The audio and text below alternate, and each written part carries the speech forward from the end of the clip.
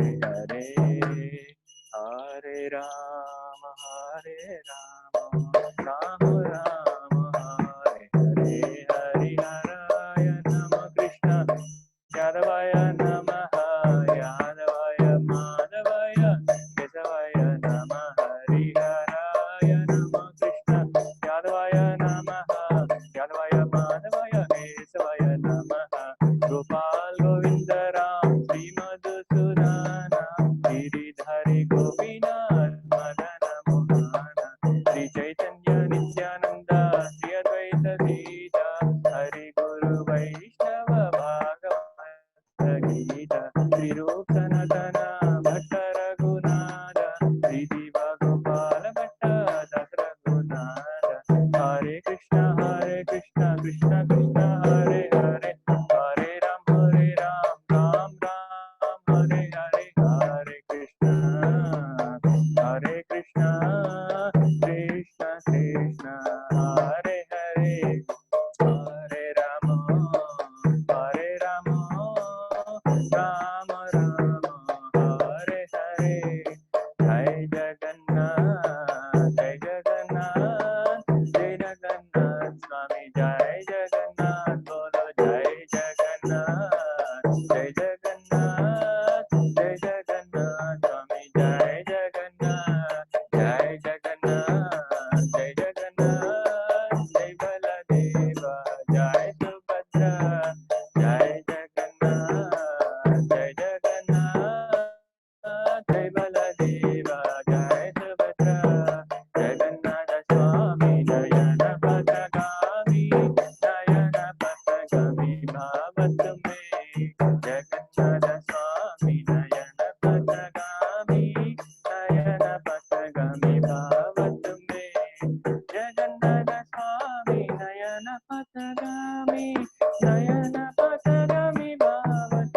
me Nitai Gaurango Nitai Gaurango Nitai Gaurango Gaura Hari Jai Sachinandana Jai Sachinandana Jai Sachinandana Gaura Hari Pachita Pavana Pachita Pavana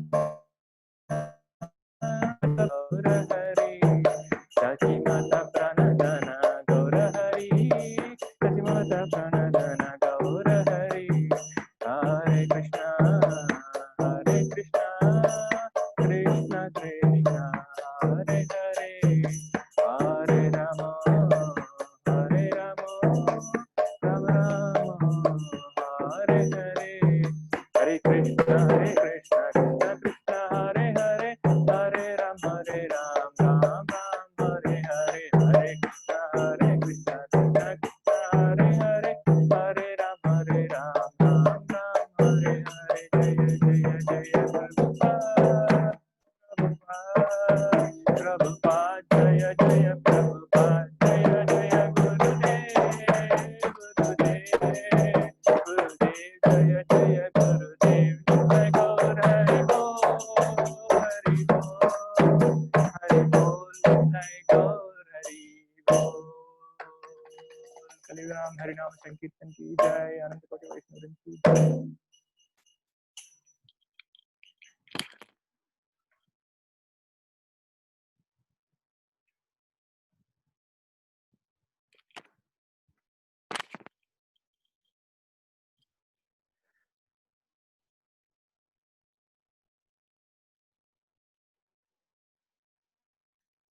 I'm just checking how many participants are there. Actually, there are around 50 registrations. So,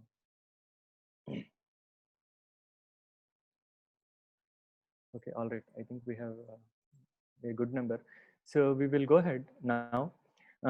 So I would like to start with a couple of prayers to Acharyas and Krishna before starting.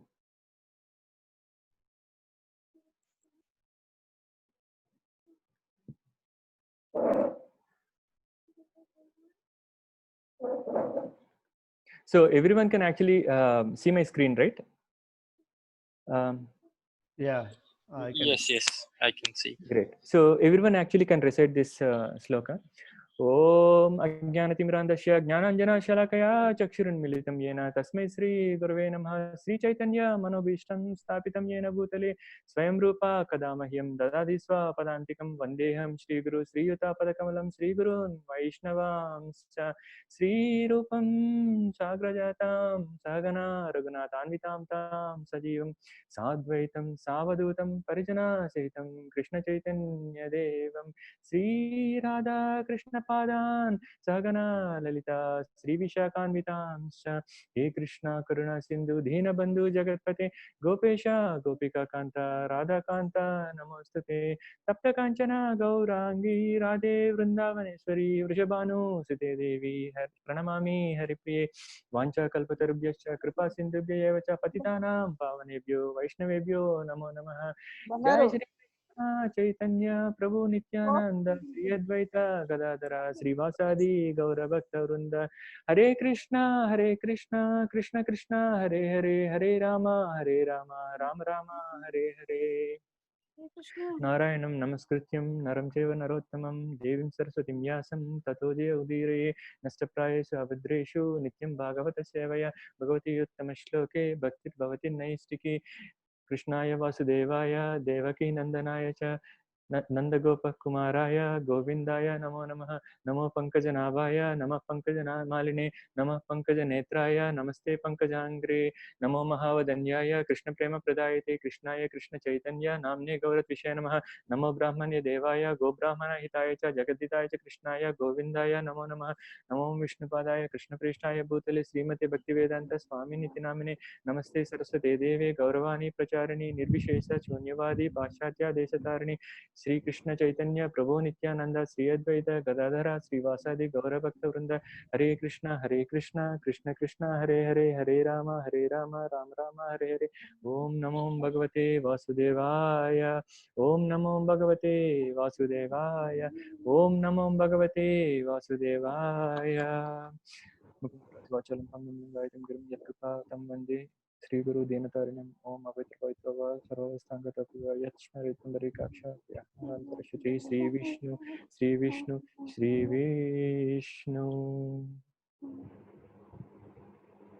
Hare Krishna. Thank you everyone for joining this session. And I'm really grateful. I know, with the current situation, COVID situation, we are not able to make it personally, but otherwise we would like to make it personally, because that gives that kind of lets us, each of us, know very well. But despite of all that, we can, at least we should be thankful to the internet and all, because we have at least got this way an opportunity to talk to each one of us, and then try to understand what is there in there waiting for us in this session. And I want to thank each and every one of us personally, because I know this is a very busy world, and we have been running hither and thither 24 hours or 48 hours a day. And Sunday, it could be the only day that we get to spend with our family, friends, and everyone. So I'm sure there are so many things waiting for you guys, you people outside there. But thank you for joining this, and for deciding to spend 2.5 to 3 hours in this session. I'm very grateful, and I sincerely request Krishna to make this session very useful for every one of us.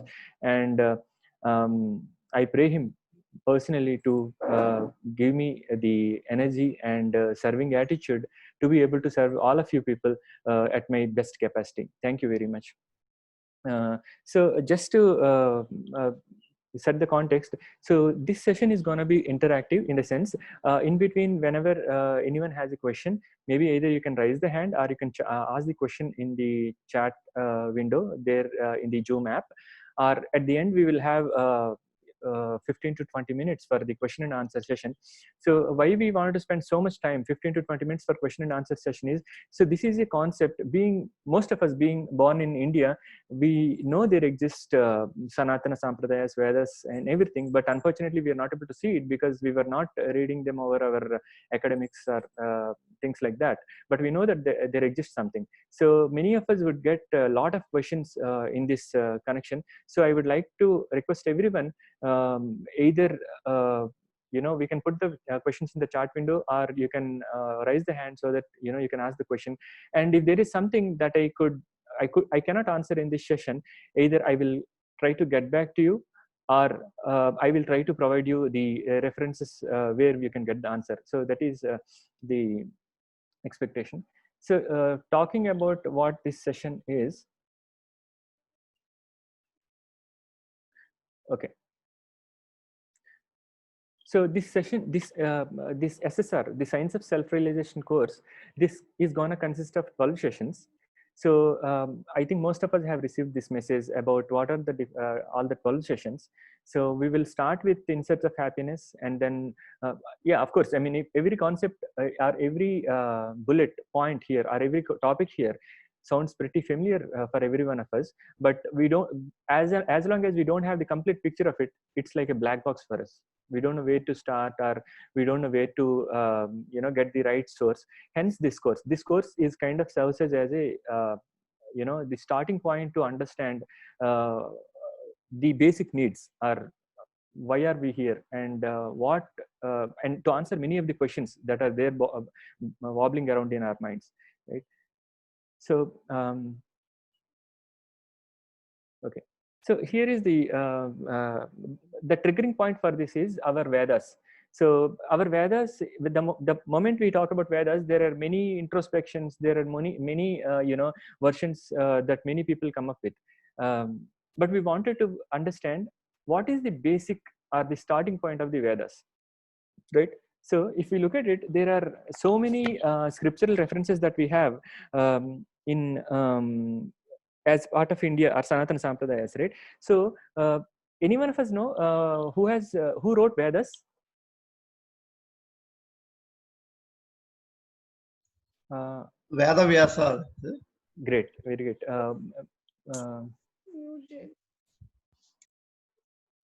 Yes, it is Veda Vyasa. I'm just trying to pull the participants list onto the screen.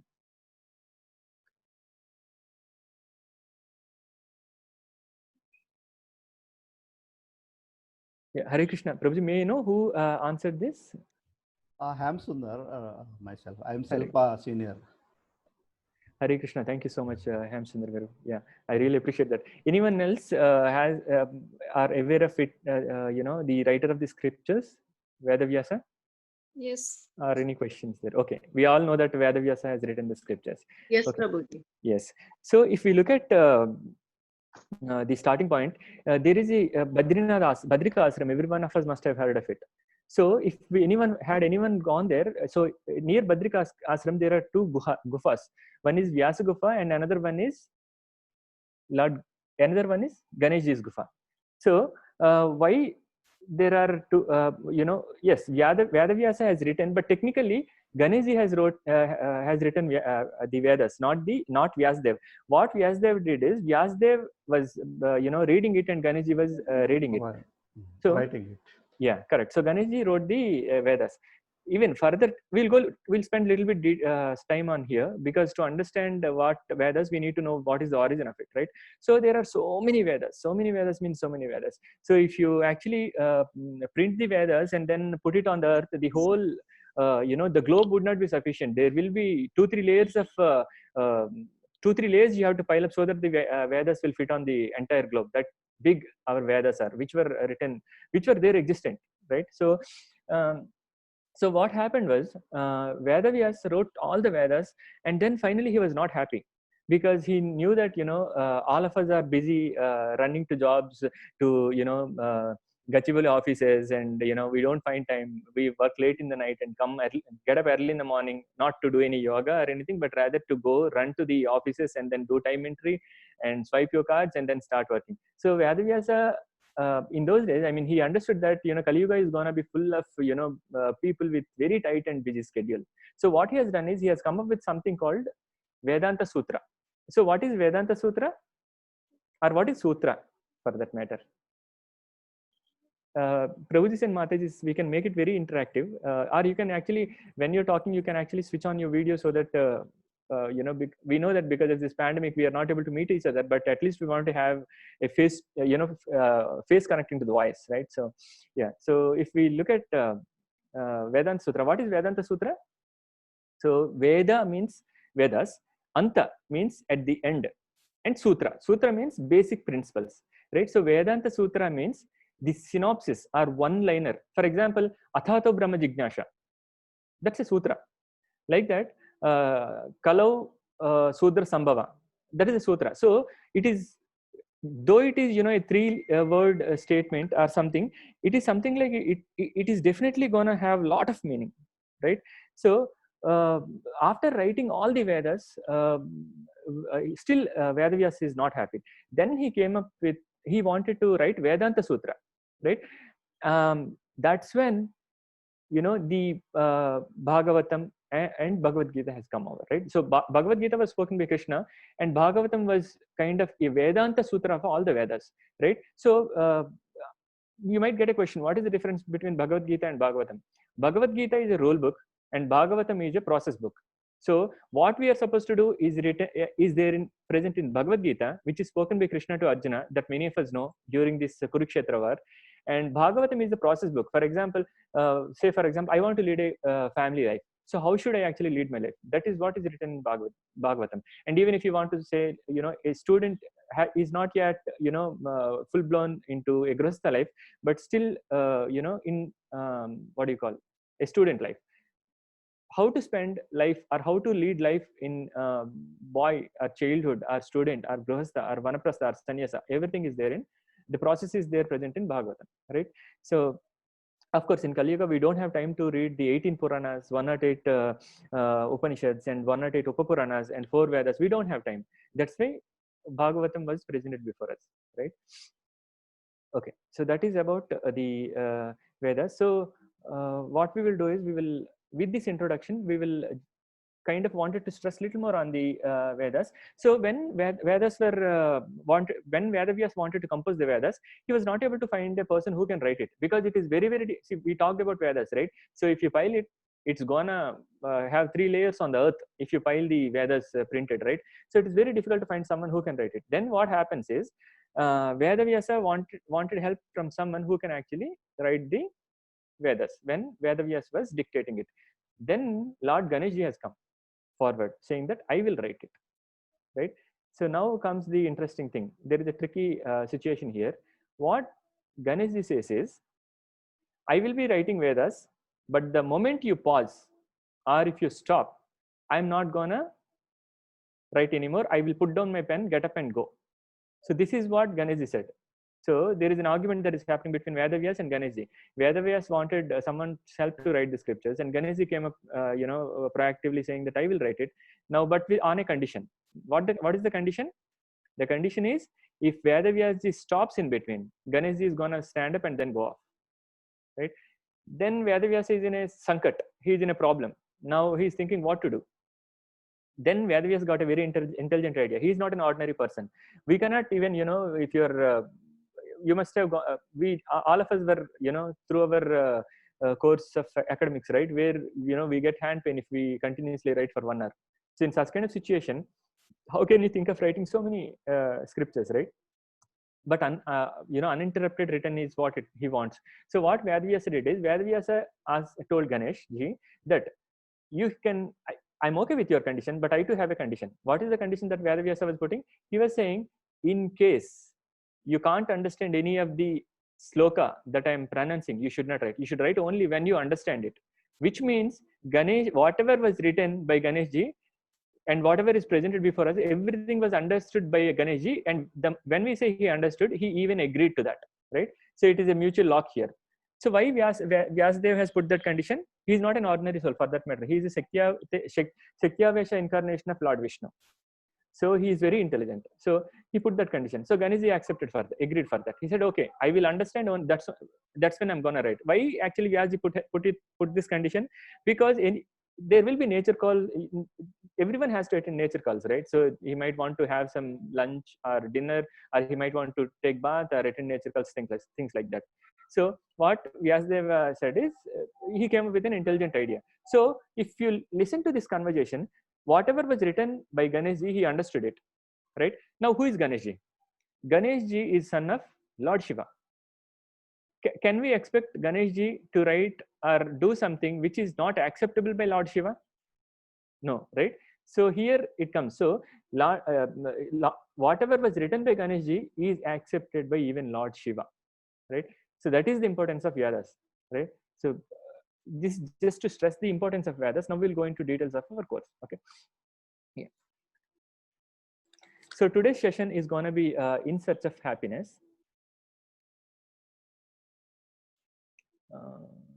Okay, we got 37 participants.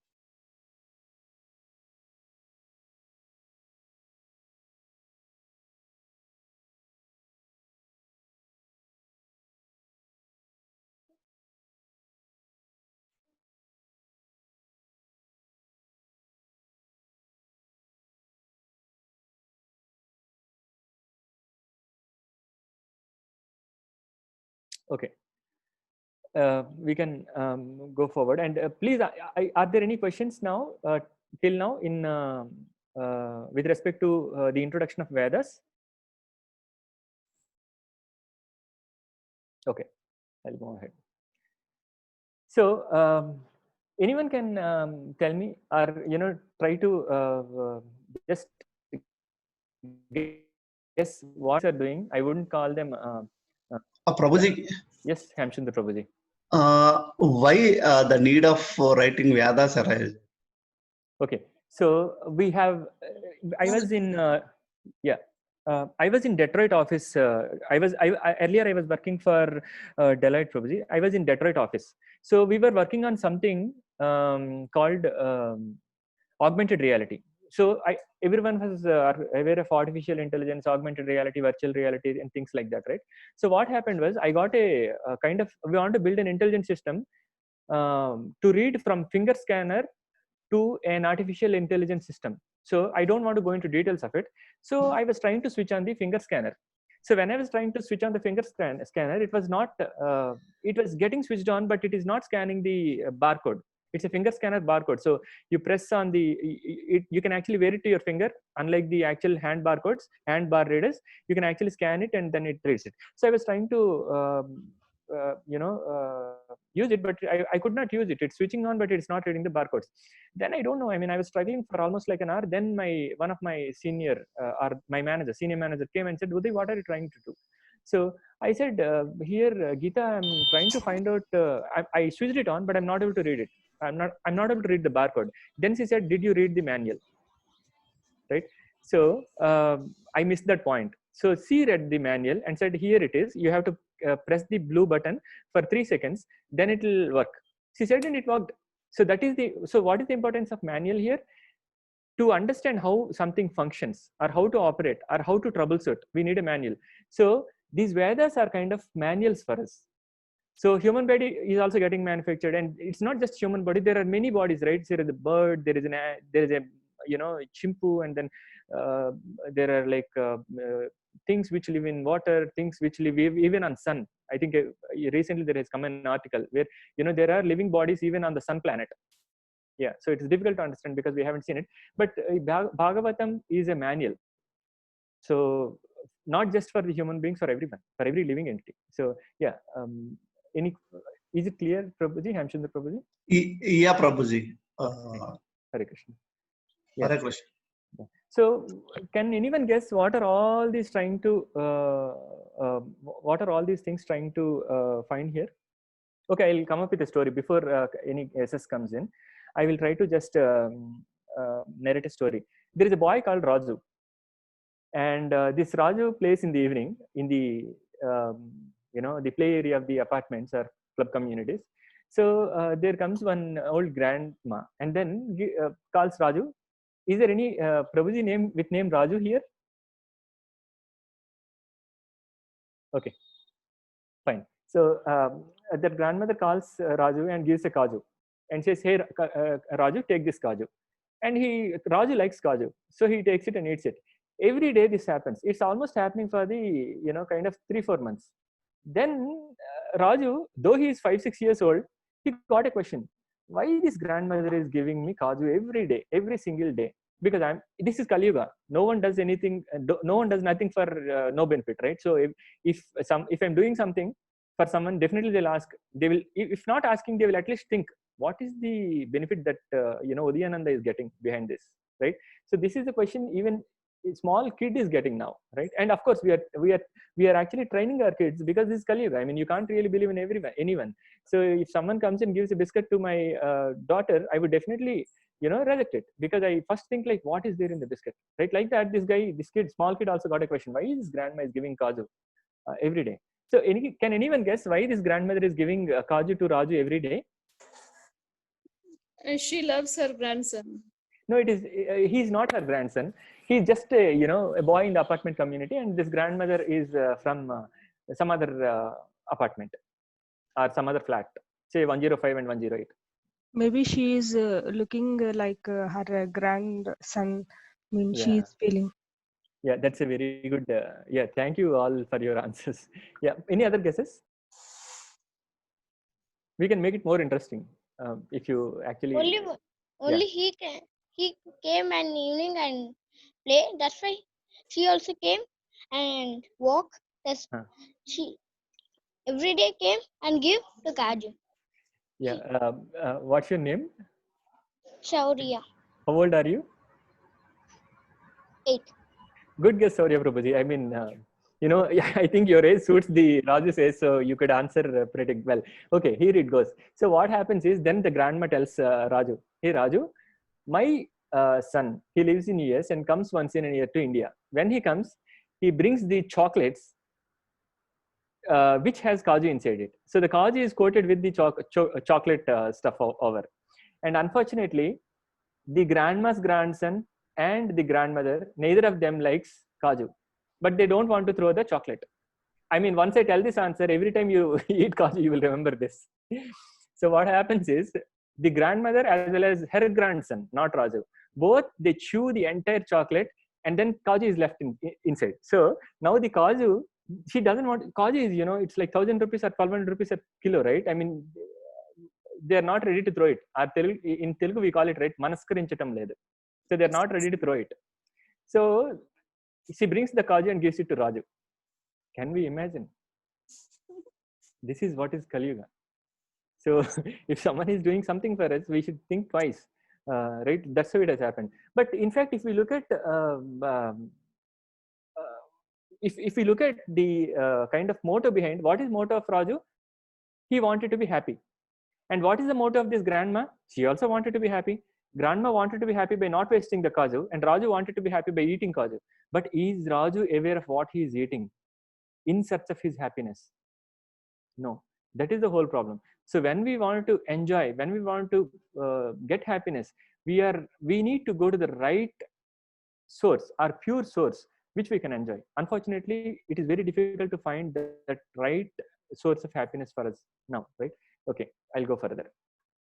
Yeah, so it is not that only human beings can feel happiness, right? I mean, yeah, as you can look on the screen, with big teeth, the monkey is laughing, and the donkey is laughing, right? Such a big teeth, and every one of us kind of, what are we looking for?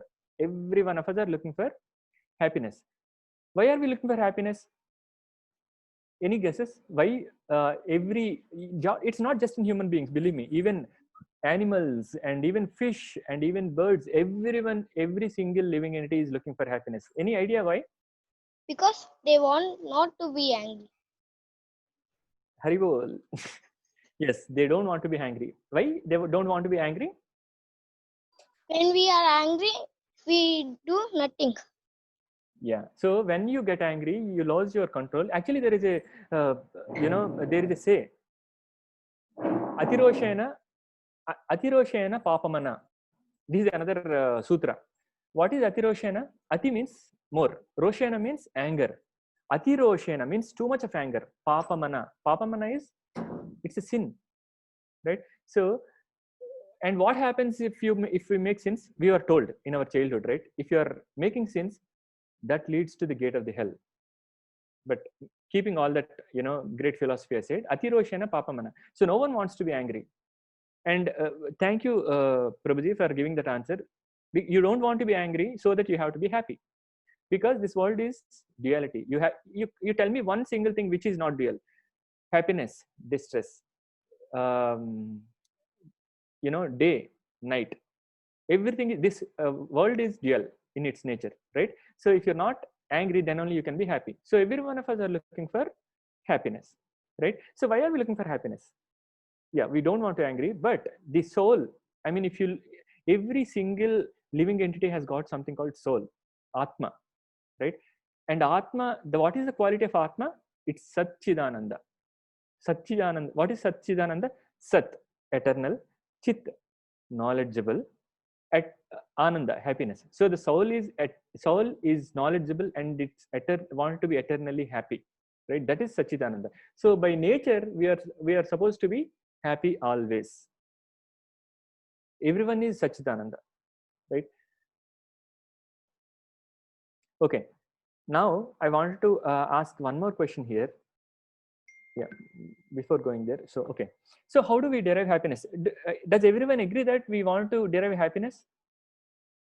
Or can we put it this way? Is there anything that we are doing which doesn't lead to happiness? Can someone come up with a activity or task that they're doing daily, or if not daily, once in a year, let's say, which is not related to deriving happiness? No, right? Every one of us, even consider one thing, you are breathing for happiness. Of course, you want to live and then be happy. You are breathing, you're sleeping because you want to be happy. So any activity that we do, everything in turn is related to deriving happiness, right? No, so how do we derive that pleasure? Any guesses? How do we derive the pleasure or happiness? Okay, but by what activities can I experience it, right? Eating, everyone agrees? Eating, by eating it is not just human being, everyone derives happiness by eating, right? We have got so many Zomato, Tomato, Swiggy, Boogie and everything, right? So it is not just sufficient enough to eat what we have at home. On top of that, we even want to go out and eat. We want to enjoy more and more. In that process, we get into a lot of problems, right? So once what happened was, I used to, during my masters, I used to eat a lot outside. And I used to eat a lot because there is if your mind is working too hard, you get to eat a lot. And when you're in tension, you tend to eat more because brain is the biggest consumer of energy and food, right? So you tend to eat more. And at times what used to happen is my hostel is kind of closed, or the mess is closed by 8:39. It was very punctual, believe me. So I have to go out and eat. And every day I used to go to, there is a place called Gymkhana near my college. And I used to go to Gymkhana and I used to eat Manchurian. I loved it. So it's one of my favorite food. So that Manchurian, I don't know how he's making it. Every day I used to eat there. One day what happened was, after eating that Manchurian, I had to suffer for 3 days. So what is the reason? The reason behind is I wanted to enjoy more, which is not in my control. Why it is not in my control? It was not made by me, right? It's made by someone else. And I don't know what has been put in that. So I have to suffer but that's a different topic. We'll come there. So by eating, we become happy. Everyone agree? What else we do to become happy? Excuse me, I differ on this. Yeah. Maybe are you calling this happiness by eating? It may be like a satisfaction or contentment. I don't think, see, because this is like a ephemeral or temporary thing, that once you do it, maybe after 1 hour, 2 hours, you feel hungry and you may eat something else and that may give you. Yes. But satisfaction is, I think, a different, altogether different. Yeah. So in a bigger picture, what is satisfaction leading to, Prabhuji? Thank you so much for your inputs, Ramananda Prabhuji. So what in turn is leading that satisfaction to?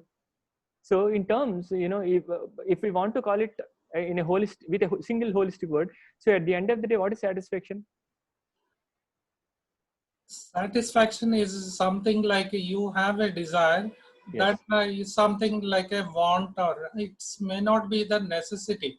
See, you can have something to fill your stomach, but you have like a desire, and you are fulfilling that desire.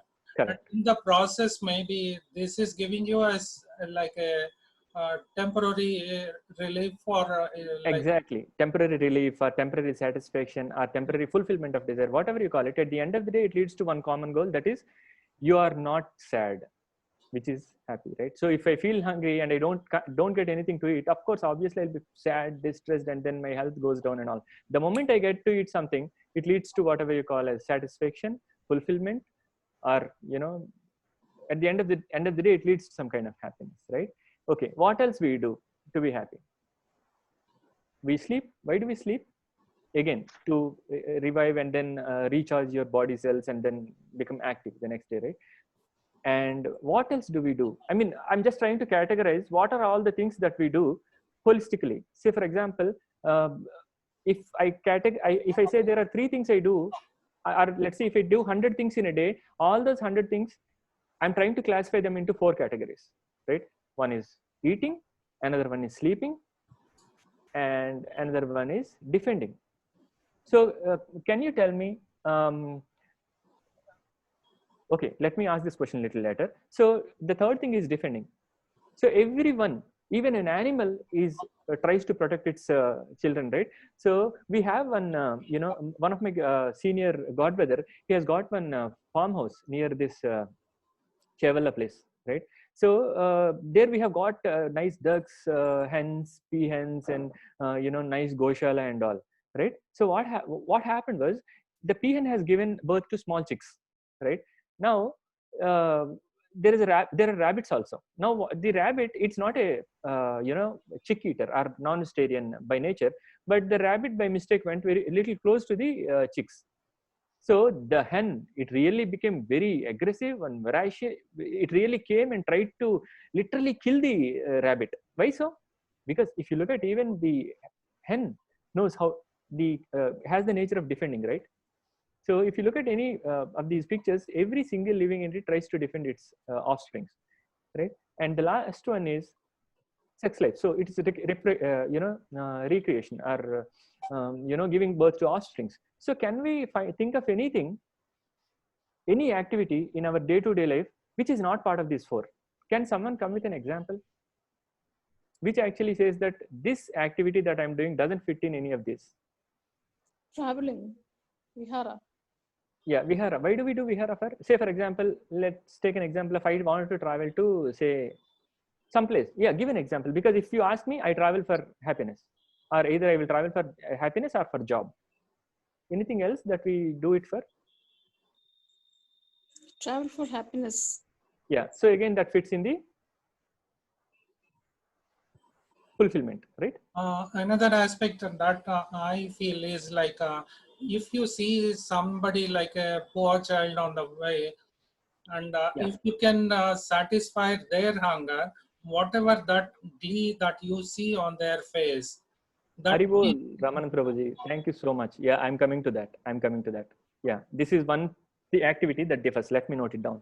So, fulfilling a poor child's hunger. Yeah. Or like satisfying the basic needs of another deprived person Yes. of that. Correct. Need not be a child. Yeah, agree. So it's kind of, doing some kind of social service or some contentment activity, which is like, helps others, so thereby brings you some kind of happiness or, some kind of satisfaction, right? Yeah, this activity doesn't fit in. Yeah, Anything correct. else? Anything else? When we got what we want. When we get what we want, yeah, it derives happiness. Yes, yeah.